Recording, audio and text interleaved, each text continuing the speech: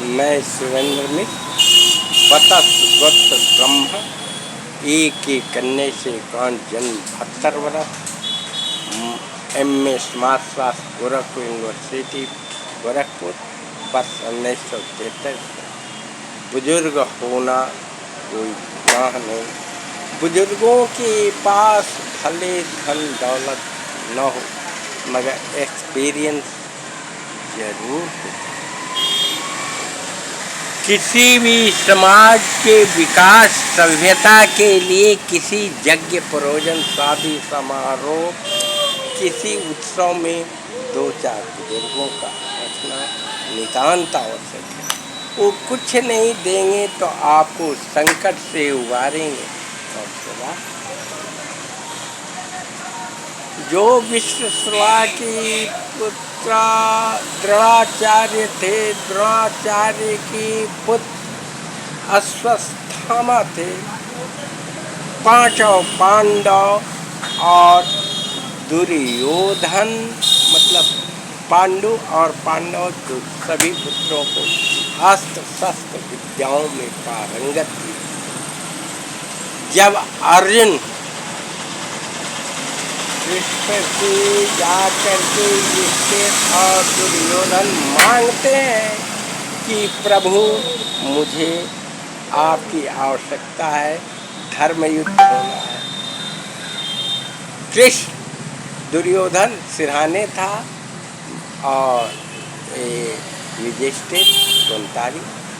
सबसे पहले दुर्योधन सामने आता है, पूछता है कि बताओ मित्र क्या चाहिए। तो दुर्योधन कहता है कि हमें युद्ध लड़ना है कौरव पांडवों के साथ, मैं आपसे मांगने आया हूँ।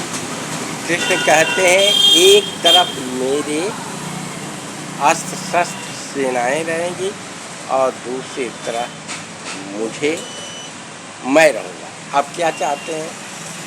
दुर्योधन तो अहंकारी था, समझा कि ये खिलाने के लिए इनको ले जाकर इनको बेकार ले जाके क्या करूँगा, इसलिए वो लोभवत कहा मैं अस्त्र शस्त्र और अपने सेनाएं दे दे। तब पीछे घूमते हैं तो देखते हैं कि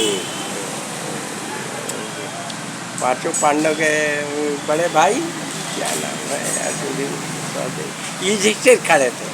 युधिष्ठिर से पूछा गया, स्थिर कहा कि प्रभु हमें सेनाएं नहीं चाहिए, अस्त्र नहीं चाहिए, बल्कि आप चाहिए और मेरे तटस्थ। मगर मैं चलूँगा मगर शस्त्र नहीं उठाऊँगा। जानते हैं प्रभु कृष्ण भी प्रबल प्रेम के पाले पड़ के प्रभु को नियम बदलते देखा, अपना मान घटे न घटे पर भक्त का मान न टलते देखा। अस्त्र शस्त्र उठाए थे वो अलग ही घटना है। तो उसको मारने के लिए भीष्म पितामह भी ये कहते वादा तोड़ेंगे, वादा तोड़ाएंगे, इसलिए प्रभु उठाए और भीष्म पितामह चरणों पर पड़ गए। बात अलग है। मगर यहाँ द्रोणाचार्य कर रहे। द्रोणाचार्य की पुत्र अश्वत्थामा बहुत ही गरीब था, बहुत पीने के लिए दूध नहीं था, जबकि ये पांडव और वो दूध पीते थे। उसकी माँ उसको आटा चावल का पानी घोर के देती थी, वो कहता था हमने दूध पी लिया।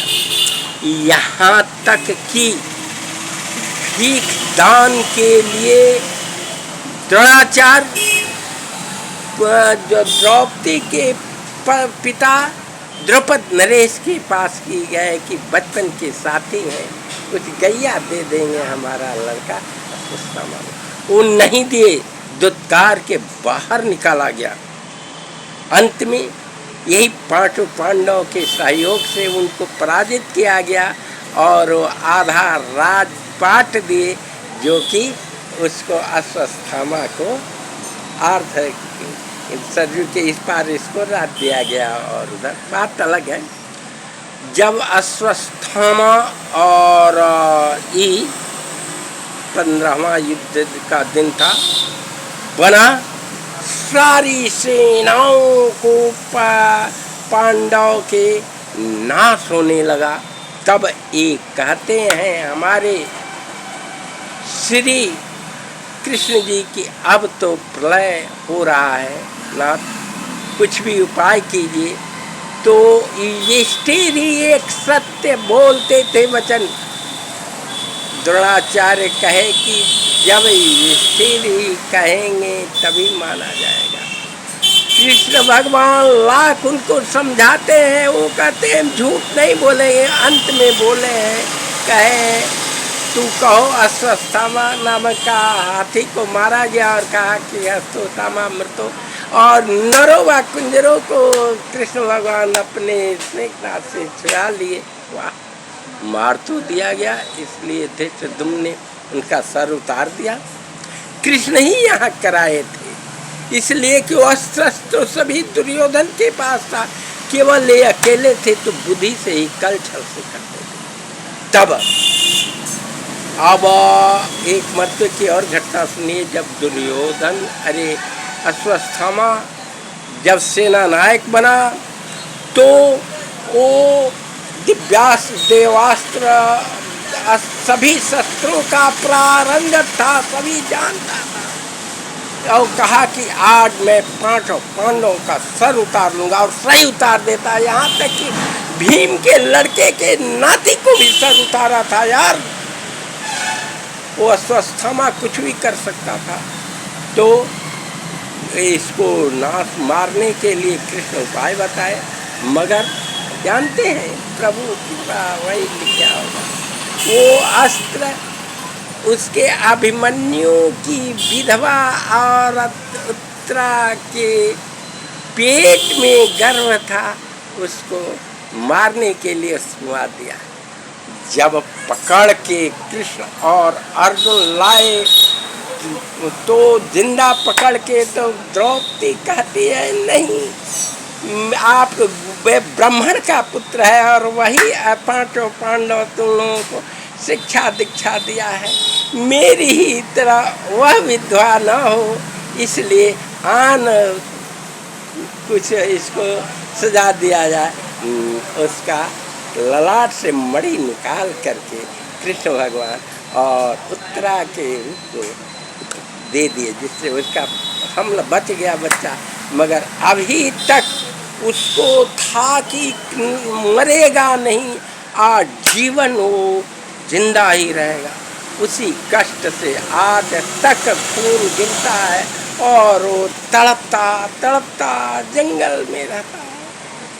उससे तो द्रौपदी ही पांचाली कितना ज्ञाता थी कि वो मारने नहीं दी, और कहा गुरुपुत्र है, वो भी ब्राह्मण है, उतना आपके 5 पांडव को सिखाया है और उसके साथ छल किया गया, मारो नहीं, उसको अन्य दंड दिया गया। बोल सियावर रामचंद्र की जय। हर हर महादेव।